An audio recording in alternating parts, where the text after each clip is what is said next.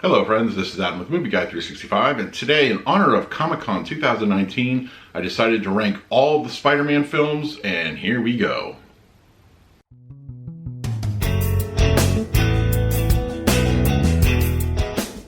If you're new to the channel, please hit the like button, subscribe, hit that bell notification, and put out videos daily. You can also find me over Twitter and Instagram at Movie Guy 365. Alright, Comic-Con 2019 is full underway. It is Saturday, according to the real-time calendar. So I just thought it would be fun, since Saturdays are typically slow days here around the channel, to do my personal rankings of the Spider-Man films. Now, keep in mind, everybody, this is my personal rankings. I'm not saying, this is a purely subjective topic. Your list is absolutely going to be different. And just, I ask you in the comments, just, everybody be respectful of everybody else's picks.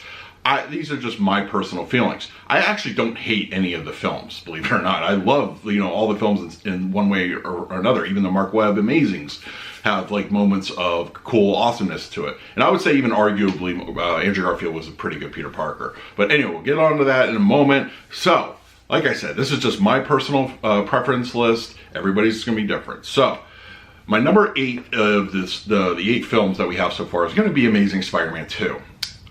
This was just a huge missed opportunity for me.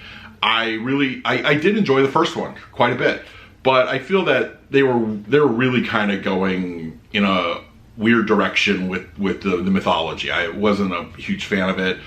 Jamie Foxx as Mysterio, or I'm sorry, as Electro, just didn't work for me. I liked what they did with his backstory. Just as him as the character just didn't completely work. But it does have some fun moments too. They did recreate the infamous Gwen Stacy death scene. It felt a little, I don't know, it was just odd that if you take the circumstances from the comics, you can almost completely change it, but just kind of shoehorn that in. It just, it's not that great. My number 7 is Spider-Man 3 of the Raimi films. Obviously not the best movie at all. It's the worst of the Raimis. It's been a subject of countless memes and that kind of thing. I always felt that Spider-Man 3, he should have definitely gotten the symbiote at the beginning of the movie, just as it is on page. I think that should have been the ending, though. I don't think we should have seen Venom at all. I think at the time I had problems with Topher Grace as Eddie Brock, but he actually grew on me a bit as a character. And they can't seem to really nail Eddie Brock, even in the Venom films. Oh, by the way, Venom's not being counted in this list. It's its own separate thing. But anyway, so I think that Spider-Man should have lost the symbiote at the end. And then you show Venom as the last scene, and then Spider-Man 4 should have been all about Venom.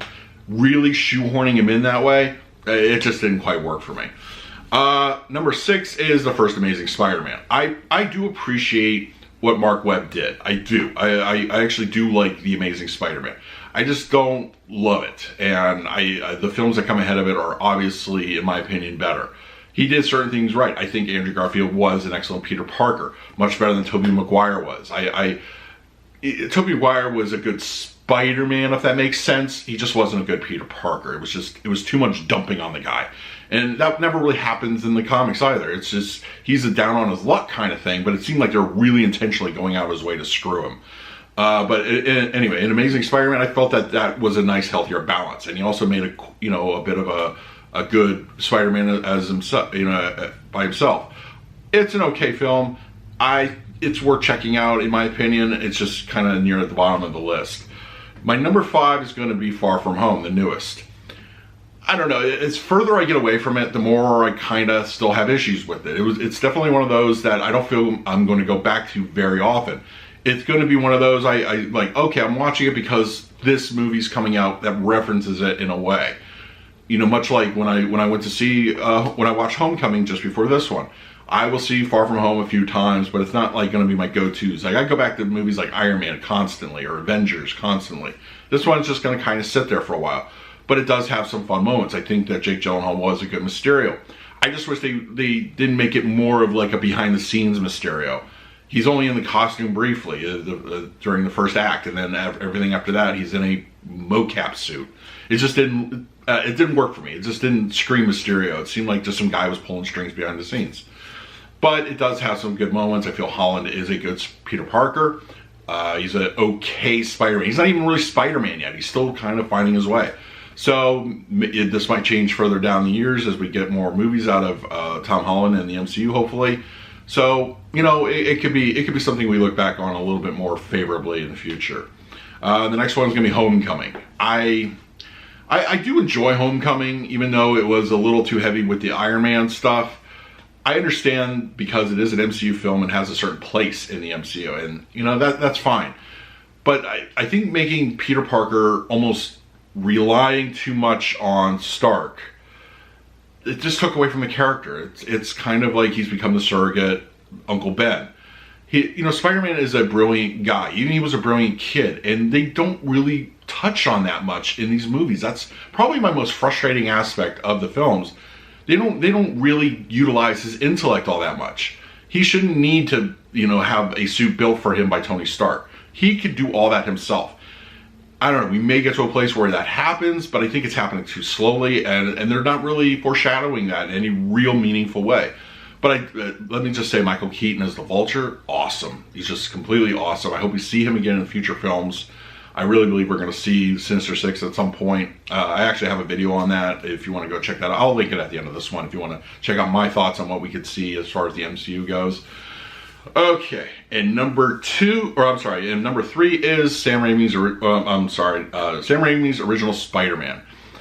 I loved 98% of this movie. What didn't work for me was the Green Goblin costume, and I don't think it really worked for anybody. I think William Dafoe was awesome as Norman Osborn, the Green Goblin.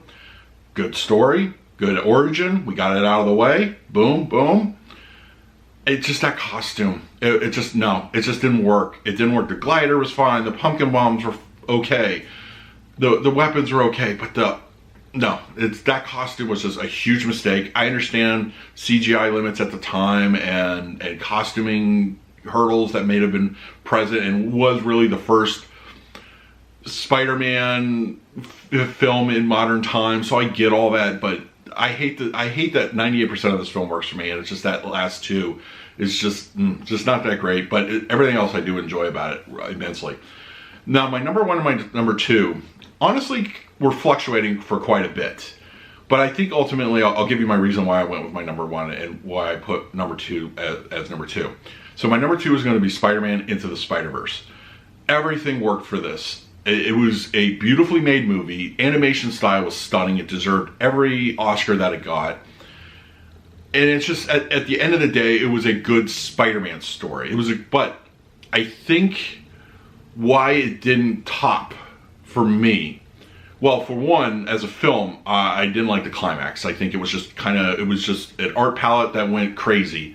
There wasn't a good coherency to what was happening on screen. But that's just a minor issue overall. But I think at the end of the day, I don't know. I think for me, it's still Peter Parker is Spider-Man, and he will always be Spider-Man. And it's nothing against Miles Morales. I'm a huge fan of what Bendis did in the comics. I like the character. But as far at the end of the day, I think it's still going to have to be given to Spider-Man 2. I think it was an inherently better villain. Alfred Molina as Doc Ock is fantastic. Raimi was at his best. He had got all the jitters out of his first Spider-Man movie. He knew what he was doing, what he was going after. It was a good time. Now, I will say that the one thing that doesn't work for me is the way they keep dumping on Peter Parker in this. It was just almost too much. That's kind of another reason why it was really hard to just balance the two. They were both awesome, awesome films.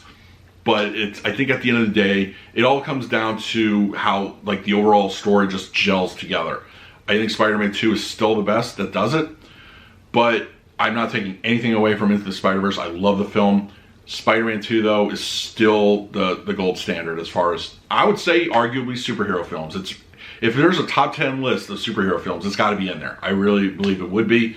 You have your Supermans, your Batman, Avengers, blah, blah, blah. But this has got to be on that list, honestly. I think it's great, but both films, I think, could interchange any given moment. They're great on their own right, and they are the strongest contenders out of the whole list.